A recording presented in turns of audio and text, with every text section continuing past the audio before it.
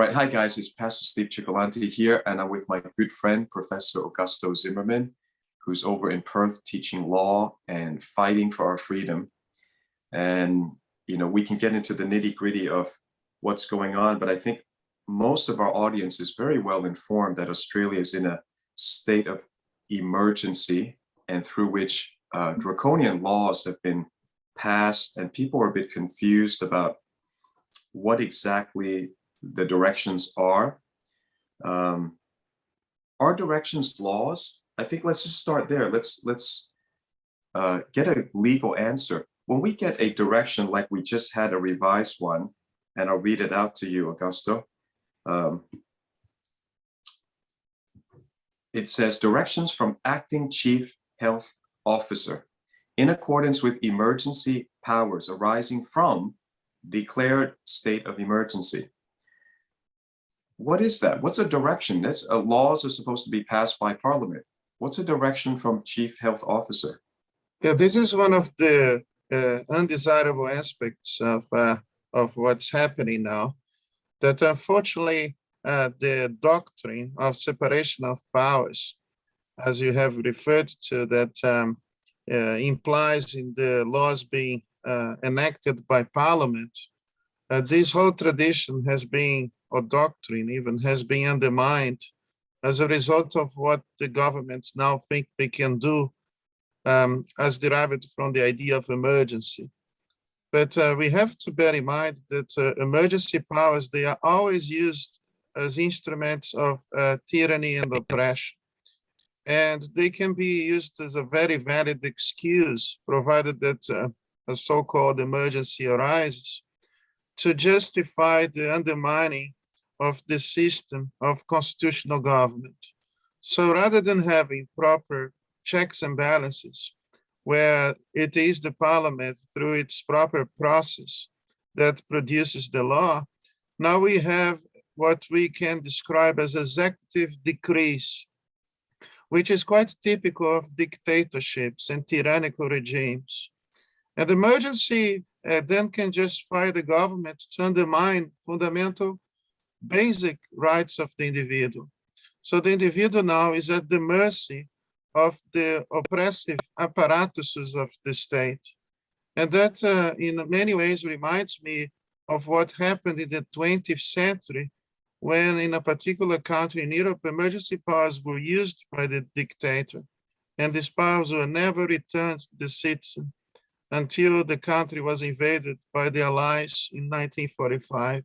So we are basically here running a very, very great risk of repeating history, because of course, the lack of knowledge of history and the lack of vigilance for the rights and freedoms that we have inherited from God are now being undermined.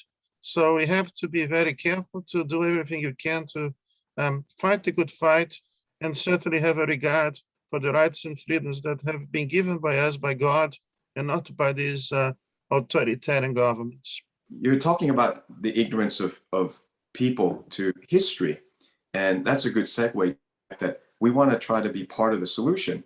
And we're going to bring you onto our End Time University. We're going to add Professor Augusto Zimmermann's knowledge to the body of Christ so that we have a good legal foundation to our rights, our freedoms. Where do they come from? How do they get secure? From a historical point of view, Adolf Hitler, the one that you mentioned without naming him, he was a very popular hero in Germany, and he was actually involved in really lowering the cases of tuberculosis in Europe at that time. So, they started out with this scare. It was a genuine scare, and he really did reduce the cases of TB. And then through, again, emergency powers, he began to get rid of constitutional safeguards and rights so that he could become the Führer. He could become the permanent dictator. And we never think that it can happen to us if we don't read history. But when you read history, you're always kind of thinking, of course, that's the natural course of people in power. That's what they usually do. And that's why we created constitutional safeguards, which really have a lot of underpinning from the Bible. You know, the Mhm. Bible assumes the very opposite of what the world assumed. The world assumes that people are great and we can save ourselves. The Bible assumes people are naturally sinners, and we need safeguard against sinners sinning against each other. Mhm. And that's why And we have a contract. absolutely. And we know very well that Hitler was a charismatic leader who enticed the German population and deceived ultimately the whole population. And as a result of these acts of deception, the country was utterly destroyed, and you had millions of people who perished as a result. The fact that Dan Andrews and some premiers claim to be popular and to be obtaining the approval of the people doesn't really, this fact is not a necessary condition to say that the government is operating without the boundaries of the rule of law and ultimately aiming the protection of fundamental rights and freedoms. Because in Germany, for instance, Hitler was was loved by the people, but he was from the very beginning using the state apparatuses to oppress certain minority groups and other groups that had been targeted by him as a means of justifying the measures that he was taking. So these groups, such as the Jews and other minority groups, were used by Hitler in order to preserve the emergency acts and actions that were practiced by him in disregard or violation of constitutional law and rights and principles. And unfortunately, the constitution of Germany, it was called the Weimar Constitution, allowed the government to rule under a state of emergency. And the constitution was not even repealed as a result. So the interesting thing is that the legal profession in those days rationalized that as long as Hitler could use a justification for the continuation of the emergency powers, all the rights and freedoms that were guaranteed by the constitutional document would not necessarily have to be respected by the authorities. And that is quite similar as to what is happening in Australia, because on the grounds of pretending to save human lives, the lives of the individuals and their inalienable rights are being now utterly under attack and undermined by the governments. And that is a reason as to why I can say that it seems that history is repeating itself. Yeah, when you go back and look at American history, the founding fathers had a great fear of centralization of power. And many students may not have had a teaching on the Bill of Rights, but the Bill of Rights came from the anti-federalists.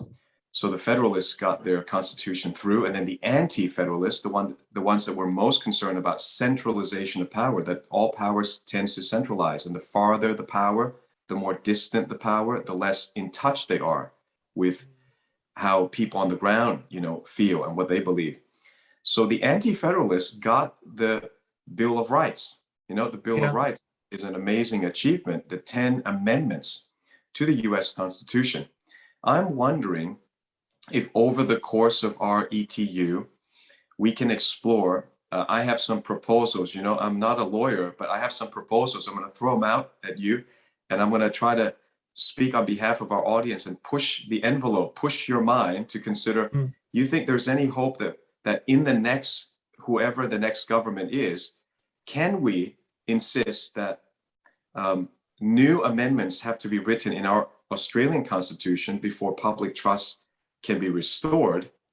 And namely, I want to name some, and you can tackle, any or none in this session. We're just doing an intro today, but I just want to add, if I'm to trust the government again, I want to add freedom from lockdowns, freedom from medical coercion as an amendment, freedom from police harassment, freedom from censorship, freedom from surveillance, and freedom from extended emergency powers. Are any of these possibilities?